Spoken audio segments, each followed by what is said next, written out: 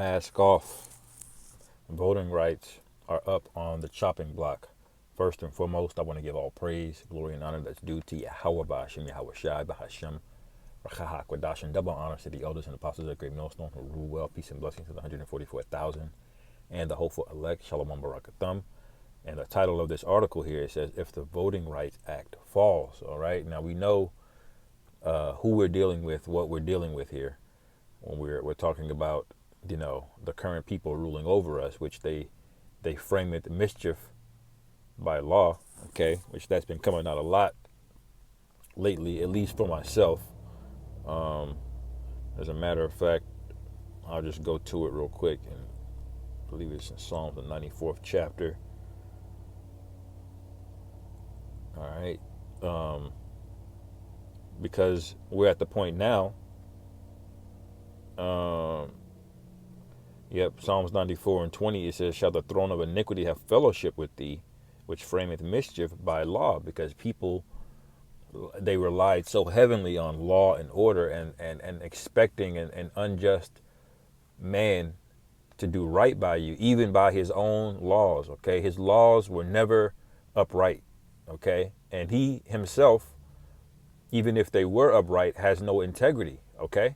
So he has never had an incentive to uphold the law. He will always have double standards in favor of wickedness. This is why wickedness flourishes under this guy, man, okay? This is the time period where Esau would have his rulership and he would thrive, all right, in pure wickedness, man, okay? But that wickedness is short-lived because wickedness is self-destructive, okay? This is Psalms 37 and 34. Wait on the Lord Yahweh and keep his way, and he shall exalt thee to inherit the land.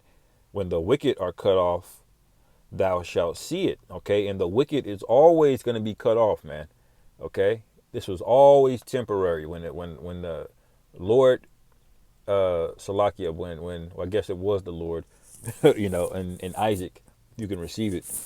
Okay, when the patriarch Isaac, our forefather, gave the blessings to Esau, and he said, you shall have the fatness of the earth. Okay, that was true. He's got the fatness of the earth, but it was always temporary because it says, by thy sword shalt thou live. That was the difference between the blessings of Jacob and Esau. Okay, Jacob, we're not going to have to rule by the sword because we are promised we got the firstborn birthright. Okay, we will literally become a sword, but the biggest benefit is we would be perfect. We would be made perfect in our inward parts, man, and we would keep the law perfectly and not go off. Okay, but this guy, his blessing, it's gone left, and so now he can't even manage himself. It says, verse 35, it says, I have seen the wicked in great power and spreading himself like a green bay tree. Okay, so this is what you have over the last 500 years. He spread himself like a green bay tree.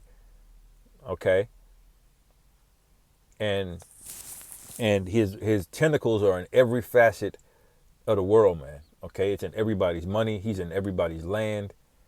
Okay, he's in everybody's ideology. Okay, he's got everybody, drunk on oil. Okay, and he's turned the whole world into a rat race that only benefits him. Okay, so now the main point, where you're going back to these constitutional beliefs or these constitutional laws, that doesn't apply to him, man. Okay, and this is proof, the fact that they even had to have this. It says, if the Voting Rights Act falls, the Supreme Court appears ready to hobble the landmark civil rights law. How are they able to hobble it? Okay, because your rights were never there. It was a temporary patch.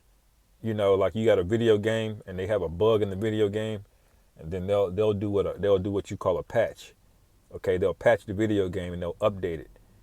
That's what they did to give you rights to vote here, man. But you were never written into the original code to vote or have rights. Okay, it says, what does that mean for black voters? Democracy and control of Congress. Now it says down here, the weak This week, the Supreme Court heard oral arguments in Louisiana versus Calais about the last remaining section of the Voting Rights Act, the civil rights law designed to ensure states could not get in the way of non-white citizens voting. Now, just the fact that they had to pass this law should tell you that constitutionally you were never protected. Otherwise, they wouldn't need to pass this law. That means they never saw you as human. Okay, and when they passed the Voting Rights Act, they didn't even make it permanent. Okay, I think George Bush had to extend it 25 years some time ago. Okay, so they put a sunset clause on it, man, just in case you niggas act up. Most y'all don't even know that, do you? That your right to vote and being federally protected, okay, was put a lease on that, okay. So they never saw you as equal, and if they did, they would have gave you permanent voting rights way back then. But they didn't, did they? Okay. It says the law was put in place to reverse Jim Crow era policies that kept black people out of Southern politics. Over the decades, it expanded to protect Spanish speakers, Native Americans, disabled people, and minority voters all over the country. Okay. So Judah is usually the first at the forefront of things that are being moved for the people that are classified as minorities. When he use that word minority, he means non-Edomites. Okay, that's what he means. All right, and the tribes, we got the same rights, the northern and the southern kingdom, when they pass these things. But you got to ask yourself, why is the devil giving me this? See, Eve didn't consider in the garden, why is he telling me I can eat this fruit when the Most High, she knew the Most High power said don't eat it. Why is he telling me to eat it? What does he stand to gain or benefit from? You know? And that should have been the logical thought process for Eve, but it wasn't. Okay, she just got hyped up in her emotions and decided because it felt good, it felt good, it looked good, then it must be good. Okay? No foresight. You got to ask yourself that, man. Why did he give you civil rights? You know? The short answer is to destroy you, okay? All right? It says the decision will likely hinge on Chief Justice Roberts, who has been dubious about the Voting Rights Act for years. Based on oral arguments, most court watchers have concluded that the majority of justices were skeptical of the already weakened law. So this law has been weakened multiple times over various Supreme Court rulings over the years. Okay, and now Donald Trump is getting to the point where he's able to paint a picture, a narrative of why he's justified in putting hands on you under the guise of an emergency or a crime or something else. He'll just make up, okay, just like he's making up right now that Venezuela is bringing in a bunch of drugs so he can go in and take their oil. He's making that up, okay? Because Venezuela doesn't bring in drugs, okay? The CIA brings in drugs, okay? And it's usually through Colombia, Mexico. All of them cartels was set up. They even came out that the small hats trained a lot of the cartels, okay?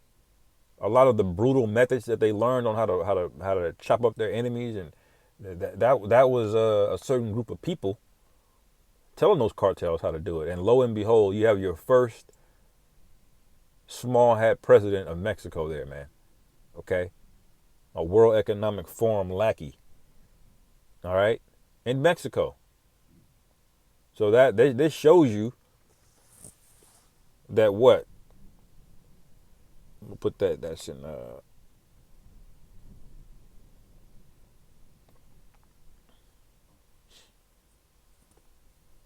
Jeremiah 50 and 33, it says, "Thus saith the Lord Yahweh of hosts, the children of Israel and Judah, the northern and the southern kingdom, were oppressed together." Okay? And all that took them captives held them fast.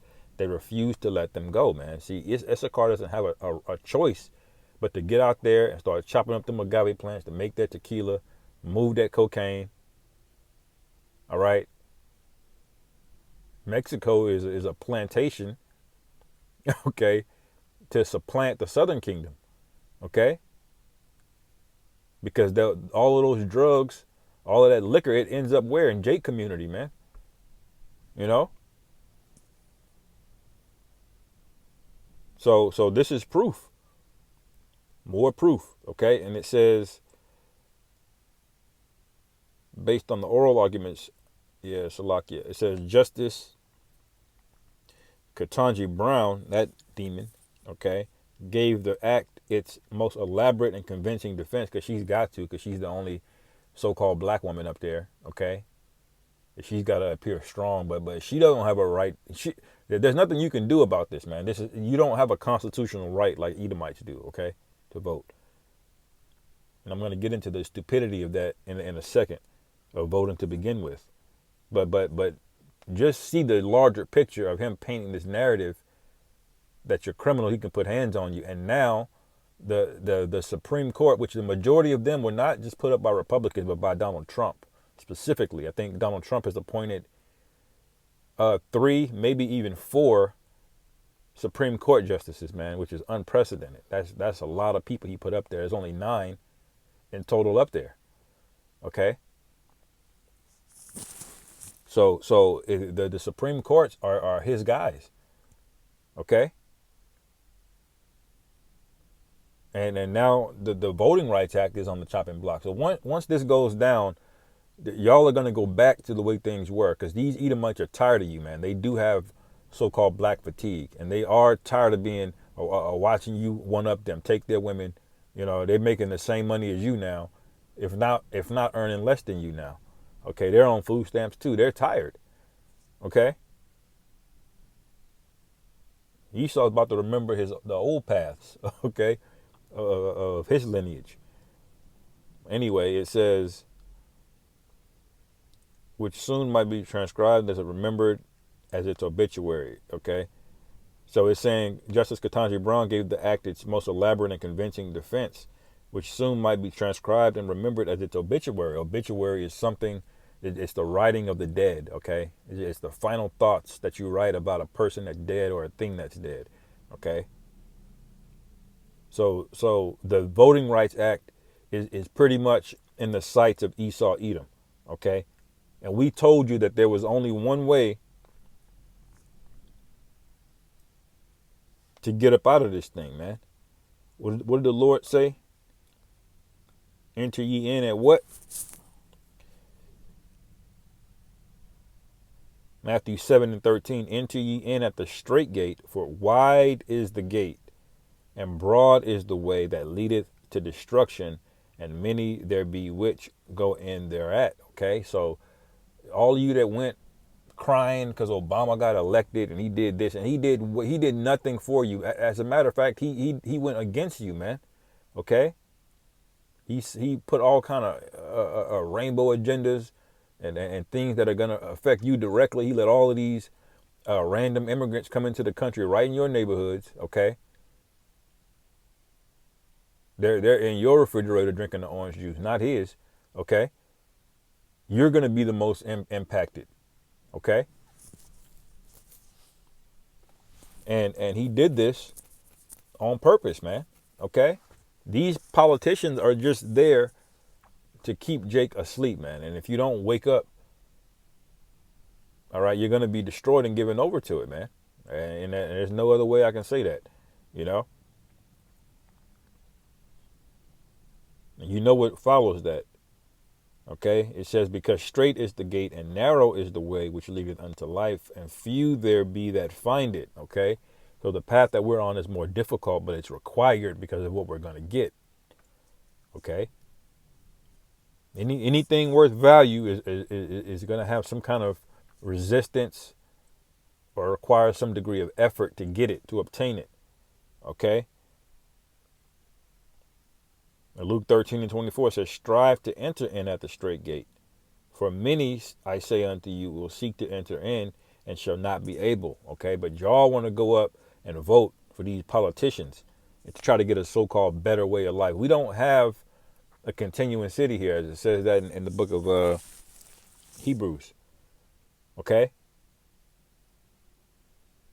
let me skip down a little bit. Okay, well, this demon here, Lyndon B. Johnson, it says, this is a quote, "This right to vote is the basic right without which all others are meaningless." Okay, so why didn't they give it to you permanently then? Why did they make it temporary where it expires? Because Lyndon B. Johnson was set up, all right, to sheep herd you into this new plantation, this blue Democrat whatever BS that y'all have bought, man. That's that Kool-Aid y'all drink. That's a strong demon it put on you. Okay. It says it gives people and it says it gives people as individuals control over their destinies. All right. So what he basically is saying, we're controlling your destiny because he didn't make it permanent. He said he's gonna give it 25 years, and then we gotta have Congress look at it again, and then revote, you know. And then the whole time the Supreme Court is just chopping away at it. I looked this up.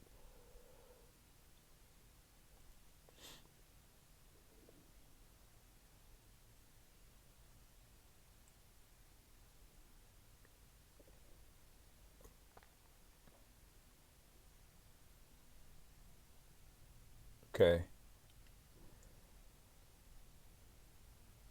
It says the Voting Rights Act of 1965 does not have a single expiration date, as its different sections have been subject to reauthorization, court challenges, and amendments over time. You see how deceptive this is?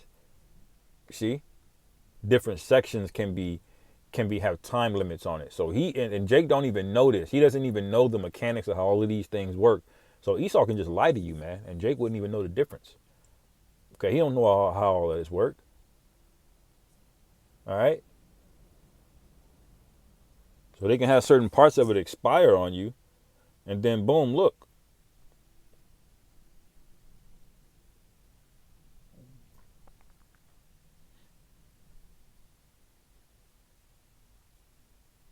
It says some sections of the Voting Rights Act are permanent and do not expire, while other key provisions have been dismantled or have specific expiration date. And look, the Supreme Court's decision in 2013, there's another one set to expire in 2032. Okay, but you can see over time, these different Supreme Court rulings have eaten away at it. Okay? And why is all this important? Because he's about to destroy the hope that you have. You're about to be reminded of what your situation is. This is Deuteronomy 28 and 48. It says, "Therefore shalt thou serve thine enemies, which the Lord Yahweh shall send thee, in hunger and in thirst and in nakedness and in want of all things," man. You don't have anything here, man. Don't let a nigga like Anton Daniels convince you you can get a bag and be free. Okay? These things are stumbling blocks. It's an illusion. Okay? Remember, the scriptures say people are going to cast their silver and gold into the streets. Why are they going to do that? Because it's going to be worthless, man. Okay? America is going to utterly be fractured and destroyed when the smallest amount of adversity hits this place. That's why it's called the virgin daughter. Okay? Because all of the pain that it experiences, it's all self-inflicted. It's really an excess of comfort that destroys people. Okay? And the Lord wants you that way, soft, man. Because when He put the plagues on this place, it's gonna be drastic, man. It's gonna be a lot of pain people are gonna go through. Okay? But the point is that it says in want of all things. So you gotta go through this guy, man. Okay? Ain't no freedom. You can't vote for somebody to vote in your best interest. Ain't no best interest for you, man. That is a BS storyline. Okay? Yeah, it's not. It's no better than them writing the script that Stone Cold Steve Austin is gonna fight The Rock tonight. Okay? There's no difference. Okay? It says, "And he shall put a yoke of iron upon thy neck until he have destroyed thee," and that's what you are, Jake. Destroyed. Okay? Scattered, lost. Okay? That's why we're likening it to dry bones in Ezekiel 37. It says, the Lord Yahweh shall bring a nation against thee from afar, from the end of the earth, as swift as the eagle flieth. There's the eagle language there again, man. Okay, you can read about that in Habakkuk 1. All right, Obadiah, okay, speaks about a nation referred to as an eagle. Okay, a nation whose tongue thou shalt not understand. And did that not happen to us? Huh? It's just a nation of fierce countenance, which shall not regard the person of the old, nor show favor to the young. All right, he shall eat the fruit of thy cattle and the fruit of thy land. And that's what he did. He took Gad's land. Okay, he took our kids, he put us in slavery. All right. So this is all an illusion, man. Okay, we have no continuing city here. That's really all I wanted to speak on that part. So Nero is gearing up for an extermination of the tribes, man. Okay. Anyway, I'm gonna end it there. Lord willing, this is edifying. Call halal Yahweh Bashim Yahweh Shai Bahashim Rachakadash Shalom.